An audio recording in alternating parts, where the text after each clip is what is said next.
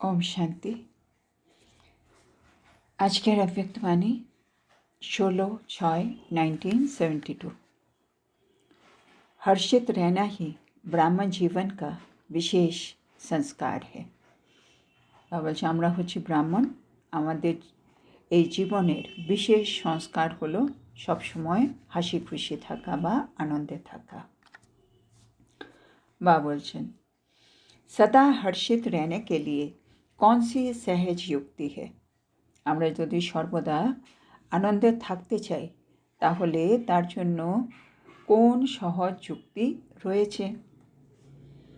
सदा हर्षित रहने का यादगार रूप में कौन सा चित्र है जिसमें विशेष हर्षित मुख को ही दिखाया गया है। বা বলছে আমাদের তো নানা রকম চিত্র আছে সব দিকে, তার মধ্যে সর্বদা আনন্দে থাকার স্মরণে কোন চিত্র আছে, মানে যে চিত্রে দেখাচ্ছে আমি স্মরণে বসে আছি আর খুব আনন্দ অনুভব করছি। বা বলছে যেখানে বিশেষ আমাদের আনন্দময় মুখমণ্ডলকে দেখানো হয়েছে। তো এর উত্তর হলো বিষ্ণু কা লেটা হুয়া চিত্র দিখাতে হ্যাঁ। না, বিষ্ণুর মানে দেখায় না শেষনাগের শయ్যাতে বেশ শুয়ে আছে আর মুখের মধ্যে কী সুন্দর হাসি। তো সেটা হচ্ছে বা বলছে আমাদের চিত্র। জ্ঞান কা সিমরন কর হর্ষিত হো রাহা, মানে ওই সময় বিষ্ণু জ্ঞানের সিমরন করছে, মানে জ্ঞান স্মরণ করছে বলে সে আনন্দে আছে। বিশেষ हर्षित होने का चित्र ही यादगार रूप में दिखाया हुआ है। তাহলে বিশেষ আনন্দিত হওয়ার চিত্র এই স্মরণ রূপে এই চিত্রে দেখানো আছে। বিষ্ণু অর্থাৎ যুগল রূপ, আর বিষ্ণু মানে আমরা জানি হচ্ছে যুগল রূপ। তো বিষ্ণুকে স্বরূপ আপ লোক ভি হোনা, তাহলে বাবা বলছে যে বিষ্ণু দেখাচ্ছে হ্যাঁ জ্ঞানকে স্মরণ করে সে আনন্দে আসছে। বলছে এই বিষ্ণু মানে যুগল, তাহলে বিষ্ণুর স্বরূপ তো ও আমরাও না, খালি ও একটা বিষ্ণু তো নয়, আমরা সকলেই বিষ্ণু। तो नर से नारायण व नारी से लक्ष्मी आप ही बनने वाले हो या सिर्फ बाप बनते हैं। তো বাবা বলছে যে নর থেকে নারায়ণ হবে বা নারী থেকে লক্ষ্মী হবে, সেটা শুধুমাত্র কি বাবা মানে ব্রহ্মা বাবা হবে না তোমরাও হবে। नर और नारी दोनों ही जो ज्ञान को सिमरन करते हैं वो ऐसे हर्षित रहते हैं। তো বাবা এখানে বোঝাচ্ছে সে নর হোক বা নারী হোক সেটা ইম্পর্টেন্ট না, যেই আত্মা জ্ঞানের স্মরণ করবে, জ্ঞানকে সিমরন করতে থাকবে, সেই কিন্তু সব সময় আনন্দে থাকবে। তো হর্ষিত रहने का साधन क्या हुआ, তাহলে সব সময় আমি আত্মা যদি আনন্দে থাকতে চাই তাহলে তার সাধন কি হলো, জ্ঞান কা সিমরন করনা, তাহলে সেটা হলো জ্ঞানের স্মরণ করা। जो जितना ज्ञान को सिमरन करते हैं वो उतना ही हर्षित रहते हैं। হ্যাঁ, যে যত জ্ঞানের চিন্তা করে সে ততই বা বলছে হর্ষিত থাকবে। জ্ঞান का सिमरन न चलने का कारण क्या है, যদি আমরা দেখি কখনো আমাদের মধ্যে জ্ঞানের চিন্তন চলছেই না, তার মানেটা কি, জ্ঞানের স্মৃতি আসছেই না, তার কারণটা কি, ব্যর্থ সিমরন মে চলে যাতে হো, তোমরা ব্যর্থ চিন্তায় চলে যাও। মানে আয়তার মন জ্ঞানের কথা ভাববে, জ্ঞানের দিব্য চক্ষু দিয়ে সব কিছু দেখবে, বা ব্যর্থ চিন্তা করবে। তো আমি যখন জ্ঞানের দিক থেকে ভাবছি তাহলে আমি জ্ঞান স্বরূপ আত্মা, যদি আমি জ্ঞানের দিক দিয়ে ভাবছি না মানে আমার স্মৃতিতে জ্ঞান নেই, তাহলে ব্যর্থ চিন্তা চলছে মনের মধ্যে, যে কোনো একটা চিন্তা তো বাবা বলছে সবসময় থাকছে। तो व्यर्थ सिमरन होता है तो ज्ञान का सिमरन नहीं होता है। तो ব্যর্থ সিমরন হলে তাহলে জ্ঞানের স্মৃতি থাকবেই না। अगर बुद्धि सदा ज्ञान के सिमरन में तत्पर रखो तो सदा हर्षित रहेंगे, व्यर्थ सिमरन होगा ही नहीं। বা এখন একেবারে যুক্তি দিয়ে দিল ক্লিয়ার কাট, যদি আমরা সব সময় জ্ঞানকে স্মরণ করি তাহলে আমরা সব সময় আনন্দিত থাকব আর আমাদের কোনো ব্যর্থ চিন্তা হবেই না। अब ज्ञान सिमरन करने के लिए सदैव हर्षित रहने के लिए खजाना तो बहुत मिला है ना। এবার আমরা বাবাকে এটা বলতে পারি না, বাবা কোথায় জ্ঞানের পয়েন্ট আছে বলো। বাবা বলছে জ্ঞানকে স্মরণে করার জন্য, সবসময় আনন্দে থাকার জন্য তোমাকে কতগুলো খাজানা দিয়েছি বলো। जैसे बाबा एग्जाम्पल दीजिए, आजकल कोई बहुत धनवान होते हैं तो कहते हैं इनके पास तो अगिनत धन है। বলছে যেমন আজকাল যখন কেউ অত্যন্ত ধনবান ব্যক্তি থাকে, হ্যাঁ না, তখন তার সম্বন্ধে বলা হয় কি এর কাছে তো অগণিত ধন সম্পত্তি আছে। ऐसे ही ज्ञान का खजाना जो मिला है वो गिनती कर सकते हो। যার কাছে বেশি টাকা পয়সা আছে তার জন্য বলে এর কাছে অগণিত ধন সম্পত্তি আছে। বলছে তোমাদের কাছেও তো জ্ঞানের খাজানা আছে, সেটা কি তোমরা গুনতে পারবে? মানে সেটাও একদিক থেকে মানে অগণিত। तो इतना अनगिनत होते हुए भी फिर छोड़ क्यों देते हो? মানে আমাদের কাছে জ্ঞানের খাজানাও অগণিত, তার সত্ত্বেও আমরা ওইটা ছেড়ে ব্যর্থর মধ্যে চলে যাই। বলছে এটা কী করে হয়? कोई कमी के कारण ही उस चीज़ का न होना সম্ভব होता है। হ্যাঁ, যদি আমার কাছে কোনো অভাব থাকে তখন সেই বস্তুটা আমার কাছে না থাকতে পারে, কিন্তু জ্ঞানের আমাদের কাছে এত পয়েন্ট, মানে অগণিত জ্ঞানের খাজানা, সেখানে আমি জ্ঞানের খাজানাটা ছেড়ে আমি ব্যর্থ সিমরন করছি, ব্যর্থ চিন্তায় বসে আছি। বাবা বলছে এটা কী করে হয়? लेकिन कमी न होते हुए भी चीज़ न होना, ये तो होना नहीं चाहिए ना। হ্যাঁ, বাবা বলছে কোনো কিছুর অভাব নেই, তার সত্ত্বেও তোমাদের কাছে সে বস্তুটা নেই, এমন তো হওয়া উচিত না, হ্যাঁ না। মানে জ্ঞানের পয়েন্টে তোমাদের কাছে অভাব নেই, কিন্তু তোমাদের মধ্যে জ্ঞান দেখাই যায় না, তুমি ব্যর্থে বসে আছো, ব্যর্থ নিয়ে বসে আছো। এরকম কি হওয়া উচিত বলো? ज्ञान के खजाने से वो बातें ज़्यादा अच्छी लगती है क्या? বাবা কি সুন্দর সুন্দর প্রশ্ন করছে। বাবা বলছে জ্ঞানের খাজানা থেকেও বেশি ওই সকল বিষয় তোমাদের একটু বেশি ভালো লাগে বুঝি। जैसे समझते हो ये बहुत समय की आदत पड़ी हुई है, इसलिए न चाहते भी आ जाता है। বাবা বলছে যেমন তোমরা নিজেই বুঝতে পারো কি বহু কাল ধরে এটা না একটা আমাদের অভ্যাসে এসে দাঁড়িয়ে গেছে, সেজন্য আমরা চাই না ব্যর্থ ভাবতে, কিন্তু ব্যর্থটা না অটোমেটিক চলে আসে। তো এবার বাবা নেক্সটের কাউন্টার প্রশ্ন, তো अब ज्ञान का सिमरन करते हुए कितना समय हुआ है? যখন আমরা বললাম না বাবাকে, বাবা অনেকক্ষণ ধরে তো ব্যর্থ চিন্তা ভাবনা একটা অভ্যাস, জন্য এটাকে ছাড়তে পারছে না। তখন বাবা বলছে আচ্ছা আমাকে বলো, জ্ঞানের কথা স্মরণ করছো, এতে তোমরা কত সময় অতিবাহিত করেছো বলো দেখি। संगम का एक वर्ष भी कितने के बराबर है बोलो?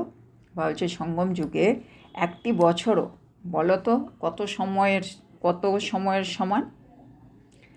संगम का एक वर्ष भी बहुत बड़ा है ना। সঙ্গমের বা বলে একটা বছর মানে সত্যযুগের অনেক বছরের সমান হবে, হ্যাঁ না। তার মানে সঙ্গম যুগের এক বছর সে এক বছরের মতো নয়, কলিযুগের এক বছরের মতো নয়, অনেকগুলো বছর মিলে সত্যযুগ সঙ্গম যুগের এক বছর। इसी हिसाब से देखो तो ये भी तो बहुत समय की बात हुई ना।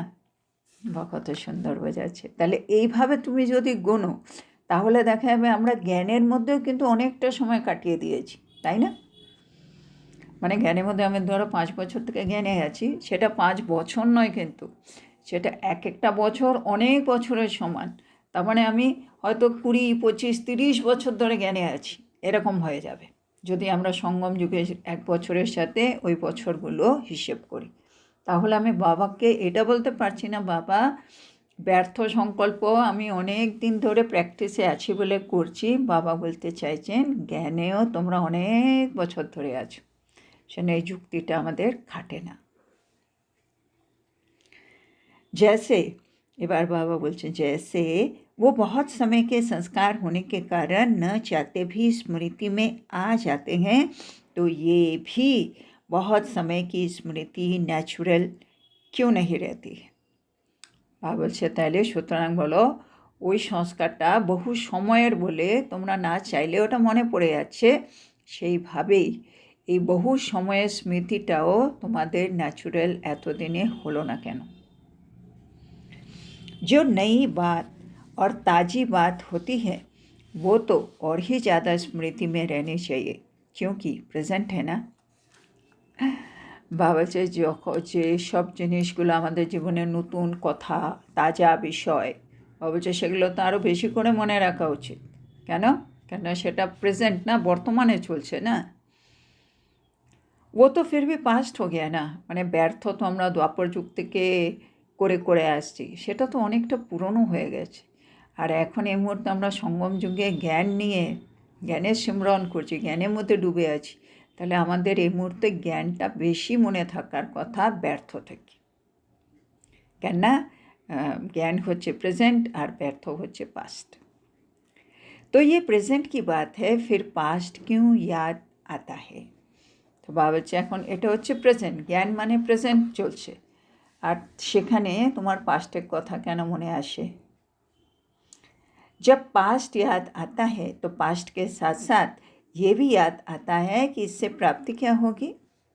বলছে যদি তোমাদের এত করেই যদি পাস্টের কথা মনে পড়ে, তাহলে তো তোমাদের এটাও মনে পড়া উচিত কি এর থেকে আমি আত্মা কি প্রাপ্তি করব। মানে ব্যর্থ তো ভাবছি, কিন্তু এটার প্রাপ্তি কি। जब उससे कोई भी प्राप्ति सुखदायी नहीं होती है फिर भी याद क्यों करते हो। ভাবছে তুমি ব্যর্থকতা ভেবে তার রেজাল্টে তুমি তো কোনো সুখদায়ক প্রাপ্তি করো না, তার সত্ত্বেও তুমি সে জিনিসটাকে মনে করো, এটা কেন। रिजल्ट सामने होते हुए भी फिर भी याद करते हो क्यों। তুমি রেজাল্টটা জানো যে মানে ব্যর্থকতা ভাবছি এটা খুব খারাপ কাজ করছে, রেজাল্টটা জানো, তার সত্ত্বেও তুমি ওটাকে মনে করো, তার সত্ত্বেও ব্যর্থ ভাবছো কেন। ये भी समझते हो कि वो व्यर्थ है, এটা তো তুমি বুঝতেই পারছো কি এটা হচ্ছে ব্যর্থ। और व्यर्थ का परिणाम भी व्यर्थ होगा, আর ব্যর্থ সংকল্প হোক কর্ম হোক, ব্যর্থের পরিণাম সবসময় ব্যর্থ দিয়েই আসবে।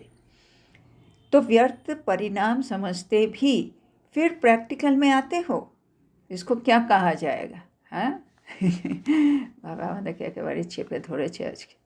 বলছে তোমরা ব্যর্থ পরিণাম বুঝে যাচ্ছ, তার সত্ত্বেও তোমরা প্র্যাকটিক্যালি ব্যর্থ কর্ম করছো, ব্যর্থ ভাবনা চিন্তা নিয়ে আছো, এটাকে কি বলা যাবে।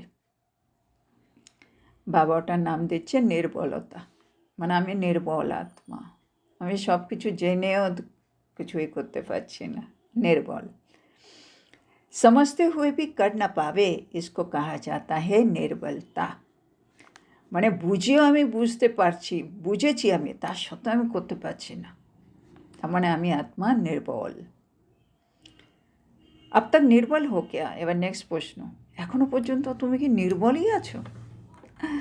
সর্বশক্তিমান বাবা সর্বসম্বন্ধ দিয়ে আমার পাশে, আমাকে পড়াচ্ছে, পালনা দিচ্ছে, সদ্গুরু হিসেবে বরদান দিয়ে ভরিয়ে দিচ্ছে, আর আমি এখনো পর্যন্ত নির্বল হয়ে আছি। বাবা বলছেন অথরিটি वालों की निशानी क्या होती है। বাবা বলছে যে আত্মার কাছে অথরিটি থাকে বা বাবার কাছে যেমন সুপ্রিম অথরিটি, অলমাইটি অথরিটি, ওরকম ব্যক্তির লক্ষণ কি। उसमें विल पावर होती है, जो चाहे वो कर सकता है, करा सकता है। মানে অথরিটির মুখ্য লক্ষণই হলো তার মধ্যে উইল পাওয়ার থাকবে, মানে ইচ্ছা শক্তি, সে যা চায় সেটা করতে পারবে আর করাতেও পারবে। তার মানে আমি আত্মা যদি অলমাইটি অথরিটি হই, মাস্টার অলমাইটি অথরিটি, আমার মধ্যে উইল পাওয়ার থাকা উচিত, আমি যেটা চাইবো ওটাই আমি করতেও পারবো, আর আমি আমার কর্মেন্দ্রিয়কে দিয়ে করাতেও পারবো। इसलिए कहा जाता है ये अथॉरिटी वाला है, সেজন্য বলা হয় এ হচ্ছে না अथॉरिटी संपन्न आत्मा। तो बाप ने जो अथॉरिटी दी है वो अभी तक प्राप्त नहीं की है क्या।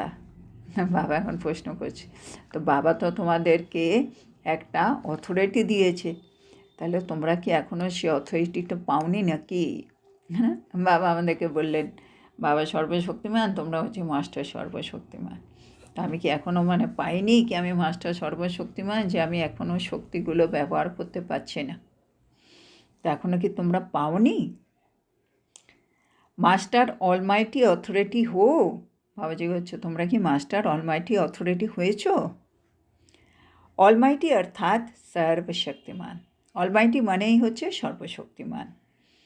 जिसके पास सर्व शक्तियों की अथॉरिटी है, वो समझते भी कर ना पावे उनको ऑलमाइटी अथॉरिटी कहेंगे।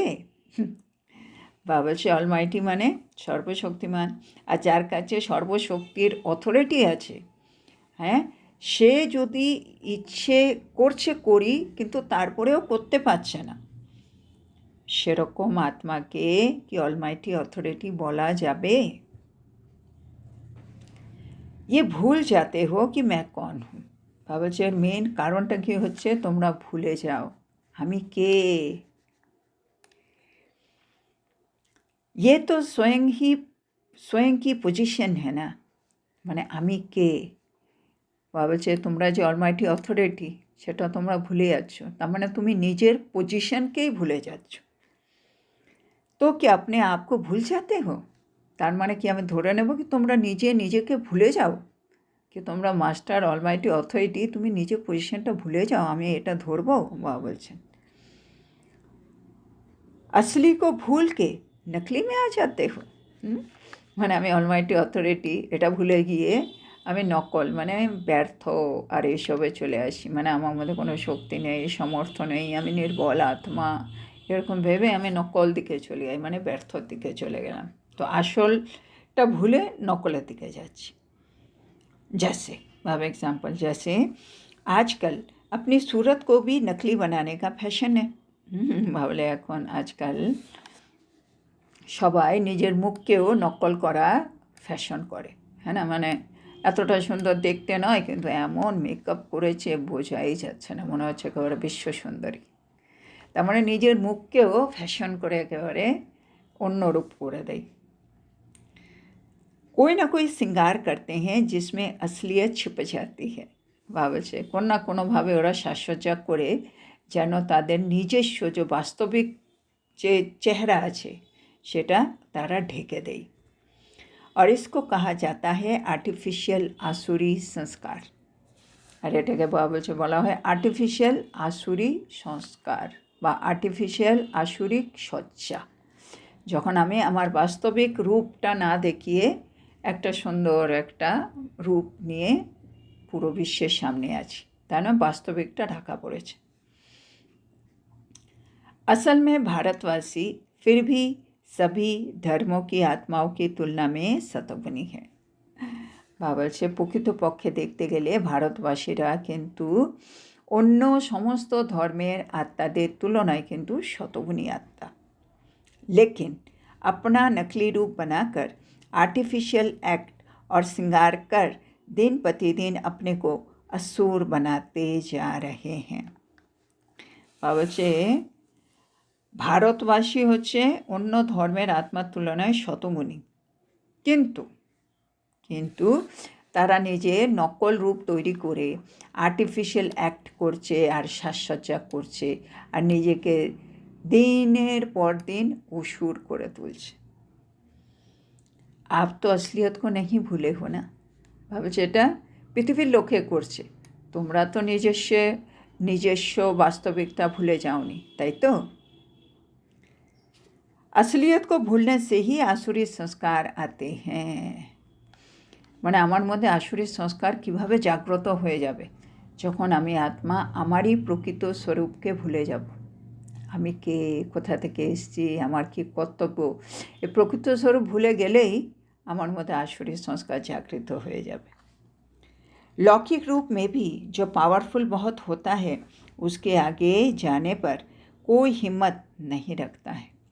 বাবা হচ্ছে লৌকিক রূপেও দেখবে যারা অত্যন্ত পাওয়ারফুল হয় তাদের আগে কিন্তু যে কোনো কেউ যাওয়ার বা তাদের সম্মুখীন হওয়ার কিন্তু কেউ সাহস দেখায় না। মানে লক্ষ্মীকেও যেমন কোনো পজিশনে আছে, কেউ কেউ প্রিন্সিপাল আছে, কোনো পলিটিক্যাল লিডার আছে, যে কোনো কেউ তাদের সামনে গিয়ে দাঁড়াতে পারে না, है ना, तारा पावरफुल। आप अगर ऑलमाइटी अथॉरिटी की पोजीशन पर ठहरो तो ये आसुरी संस्कार या व्यर्थ संस्कारों की हिम्मत हो सकती है क्या आपके सामने आने की? ভাবছে যেমন লক্ষ্মীকে পাওয়ারফুল আত্মা হলে তার সামনে যে কোনো কেউ যেতে পারে না, একইভাবে আমরাও যদি অলমাইটি অথরিটি পজিশনে আমি আত্মা টিকে যাই তাহলে আমার আসুরি সংস্কার ব্যর্থ সংস্কারের হিম্মত মানে সাহস আছে আমার সামনে এসে দাঁড়াবার? আপনি পজিশন সে উতরতে क्यों हो, কিন্তু তার সত্ত্বেও ব্যর্থ সংকল্প আসুরি সংস্কার জাগৃত হচ্ছে। সেজন্য বাবা নেক্সট প্রশ্ন, নিজের পজিশন থেকে নামছো কেন? संगम युग का असली संस्कार है जो सदा नॉलेज देता और लेता रहता है, उसको सदा ज्ञान स्मृति में रहेगा और सदा हर्षित रहेगा। তাহলে বাবা বলছে সঙ্গম যুগের, এবার বলছে প্রকৃত সংস্কার কি। তো সঙ্গম যুগের প্রকৃত সংস্কার হলো যে সব সময় নলেজ নিতে থাকবে আর নলেজ দিতে থাকবে, মানে জ্ঞান লেনা আর জ্ঞান দেনা, পড়না আর পড়ানা বা বলে না, এটা হচ্ছে সঙ্গম যুগের প্রকৃত সংস্কার। কেন সঙ্গম যুগ মানে হচ্ছে যখন জ্ঞানের সাগর আসবে, জ্ঞানের সাগর এসে জ্ঞান দিয়ে, এটা তো রুদ্র জ্ঞান যোগ্য, জ্ঞান দিচ্ছে, তো আমি আত্মা জ্ঞানটা নেব আর অন্যকে দেব, এটাই হচ্ছে আমার মূল সংস্কার এখন। तो जो सदा ज्ञान नॉलेज देता और लेता है उसको सदा ज्ञान स्मृति में रहेगा और सदा हर्षित रहेगा। আর যে সবসময় জ্ঞানের লেনদেন করবে সে সবসময় জ্ঞানস্বরূপ আত্মা হবে আর সবসময় হর্ষিত থাকবে। ব্রাহ্মণ জীবন के विशेष संस्कार ही हर्षित बने का है, মানে ব্রাহ্মণ মানেই হচ্ছে হর্ষিত আত্মা, আনন্দে সবসময় ডুবে থাকবে এরকম আত্মা। फिर इससे दूर क्यों हो जाते हो, কিন্তু দেখা যায় আমরা এর থেকে দূরে চলে যাচ্ছি কেন? अपनी चीज़ को कब छोड़ा जाता है क्या, হ্যাঁ, নিজের জিনিসকে কেউ কখনো ছেড়ে দেয়? আপন বস্তুকে আমরা কখনো ছাড়ি, হ্যাঁ না, অর্থাৎ সে কোনো বস্তু হলেও ছাড়ি না, কোনো ব্যক্তি হলেও ছাড়ি না, আমরা আপন জিনিসকে কখনো ছাড়ি না। কিন্তু এখানে আমি আত্মা জ্ঞানের পয়েন্টগুলো ছেড়ে দিয়ে আমি ব্যর্থগুলোকে নিয়ে বসে আছি। এ সঙ্গম কি আপনি চিজ হ্যাঁ না, তো সঙ্গমেরও এই দিব্যগুণ বাবা বর্ষা এগুলো আমার সঙ্গম যুগের কিন্তু নিজস্ব আপন বস্তু। अवगुण माया की चीज़ है जो संग दोष से ले ली, অবগুণ হচ্ছে মায়ার বস্তু কিন্তু, আর যেটা সঙ্গ দোষের জন্য আমাদের মধ্যে চলে এসছে। अपनी चीज़ है दिव्य गुण, अपनी चीज़ को छोड़ देते हो, তো অবগুণ হচ্ছে মায়ার জিনিস আর দিব্যগুণ হচ্ছে আমাদের জিনিস। সেজন্য বাবা বলছে নিজের জিনিসকে তোমরা দেখা যাচ্ছে আস্তে আস্তে ছেড়ে দিচ্ছ, মানে আমাদের জীবন থেকে দিব্যগুণ আস্তে আস্তে করে মুছে যাচ্ছে। अपनी चीज़ को छोड़ देते हो, संभालना नहीं आता है क्या? বাবা বলছে তোমরা নিজের জিনিসই ছেড়ে দাও, হ্যাঁ, তোমরা সামলাতে পারো না বুঝি। এবার আরেকটা সুন্দর প্রশ্ন, घर संभालना आता है, हद के बच्चे आदि सब चीज़ें संभालना आती है और बेहद को संभालना नहीं आता है। বাবা বলছে তোমরা ঘর সামলাতে পারো, হ্যাঁ, তোমরা লৌকিক সন্তানদের ইত্যাদি মানে ওদের যা যাবতীয় কর্তব্য ওগুলোও সামলাতে পারো, এই অসীম জগৎকে সামলাতে পারছো না, না, মানে আমি আমার বর্ষা বাবা আমার মধ্যে পরিবর্তন জ্ঞানের সিমরন এগুলো আমি পারছি না, অথচ লক্ষ্মীকে আমরা সব বড় বড় দায়িত্ব পালন করছি। হাত কো বিলকুল পিঠ দে দি কি থোড়া থোড়া হে, তো বলছে এরকম হচ্ছে কেন? কেননা আমরা জাগতিক সংস্কারের দিকে এখন আমাদের মানে পিঠ করে দিয়েছি না, এখন আমরা অল্প অল্প বিস্তারের মধ্যে রয়ে গেছি। পিঠ করে দিয়েছি মানে সেদিকে পিঠ মানে আমি আর সেদিকে তাকাবো না, কিন্তু দেখা যাচ্ছে আমরা অসীম জগতে কিছু সামলাতে পারছি না, অথচ লৌকিক জগৎ আর ঘর মানে সীমিত জগতে সব কিছু বেশ ভালোই সামলাচ্ছি। সেনা বাবা বলছে সীমিত জগৎ বা জাগতিক জগতের দিকে এবার একটু পিঠ করো, তোমরা এখন অল্প অল্প পিঠ করে আছো, और मैंने अल्प बिस्तर छेड़ेছো। जैसे रावण को सीता का पीठ दिखाते हैं ना, ऐसे ही हथ का पीठ दे दो। বলছে একটা খেলা আছে না, যেখানে দেখায় মানে রাবণ যখনই আসে সীতা তার দিকে পিঠ করে দিয়েছে, তার মানে রাবণ আর সীতাকে নিতে পারবে না। বলছে একইভাবে আমাদেরকেও এই জাগতিক জীবনের যা কিছু আছে তার দিকে পিঠ করে বসতে হবে, মানে সেগুলো আমার জন্য নয়। फिर उनके सामने तो नहीं होंगे ना, মানে যার দিকে আমি পিঠ করে দিয়েছি নিশ্চয় তার আমি আর সামনে আসছি না। अभी बेहद के घर में बेहद का नशा है, फिर हद के घर में जाने से हद का नशा हो जाएगा। বলছে দেখা যাচ্ছে তোমরা যখন অসীমের ঘরে মানে অসীম বাবার ঘরে আছো তখন তোমাদের নেশাটাও অসীমের নেশা, তারপরে তোমরা যখন জাগতিক ঘরে চলে যাও তোমাদের নেশাটাও জাগতিক হয়ে যায়। अभी उमंग और उल्लास जो है वो हद में तो नहीं आ जाएगा ना। তো বাবা বলছে এখন তোমরা তো অনেক উৎসাহ উদ্দীপনা দেখাচ্ছ, এইটা আবার পরবর্তীকালে সীমিত হয়ে যাবে না তো। বাবা বলে না, বাবার সামনে আমরা হ্যাঁ বাবা এটা করব ওটা করব, যেই ক্লাস থেকে বেরোলাম সেই আমরা সব আমাদের উৎসাহ উদ্দীপনা একবারে সোডা বাটার হয়ে জিরো হয়ে যায়। তো ওখানে গেলে আবার আমি ভুলে যাই, ঠিক আছে পরে করবো আর কি, দেখবো আর কি। তো সেটাই বাবা জিজ্ঞেস করছে। जैसे अभी बेहद का उमंग और उत्साह है उसमें कुछ अंतर तो नहीं आएगा ना। हद को विदाई दे दी या अभी भी थोड़ी खातिरी करेंगे। তাহলে বাবা বলছে এখানে যা উৎসাহ উদ্দীপনা এটা আর যেন তোমাদের ঘাটতিতে না আসে। তার জন্য বাবা বলছে কী করতে হবে, হদ লৌকিক জগতে যা কিছু আছে হ্যাঁ সেগুলোকে বিদায় জানিয়ে দাও। তো বিদায় জানিয়ে দেবে না, এখনও তোমরা অল্প খাতির করবে তাদের।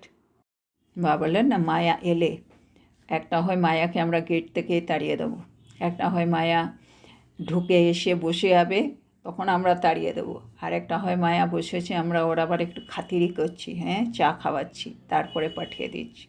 কোনটা? তো আমাদের হলো মায়াকে দূর থেকে দেখে তাড়িয়ে দিতে হবে, সেরকম জায়গায় আমাদেরকে নিয়ে যেতে হবে। কোনো রকম অল্প খাতিরই আমাদের করা উচিত না এই মুহূর্তে। সেনা বাবা বলছে हद को विदाई दे दिया या एखोनो थोड़ी खातिरी करेंगे।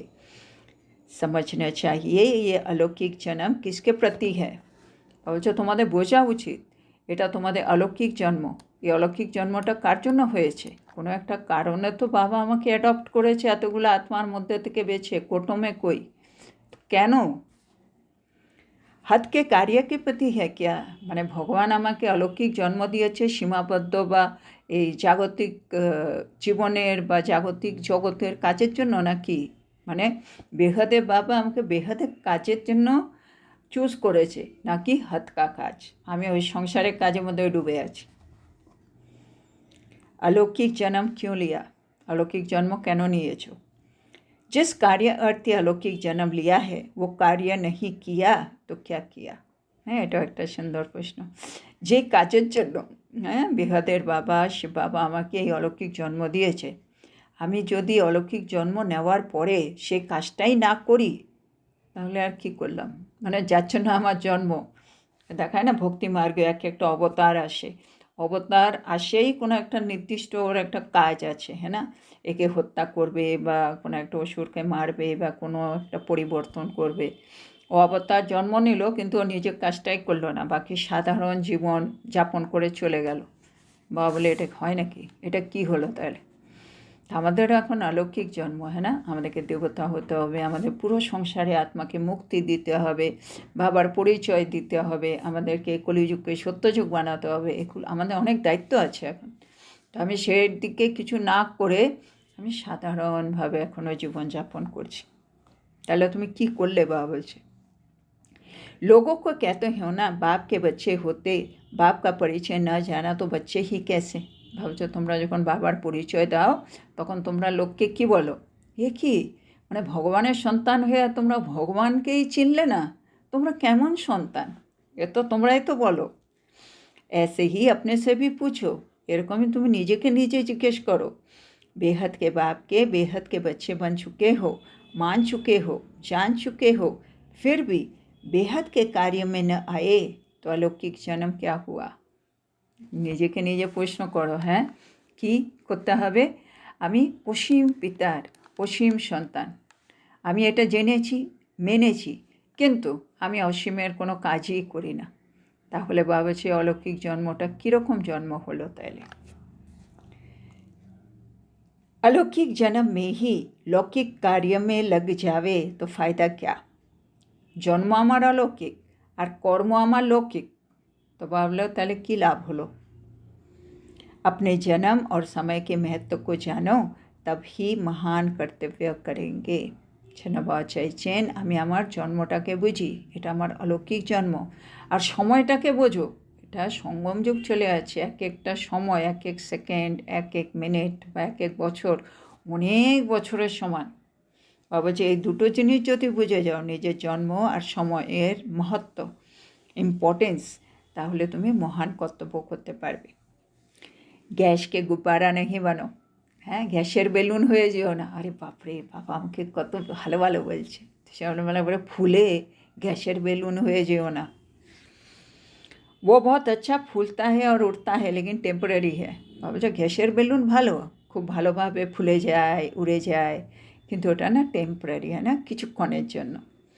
তো ऐसे गुब्बारे तो नहीं होना, তাহলে এরকম বেলুন হইও না। আচ্ছা, এখানে এই মূল্যটা শেষ হলো।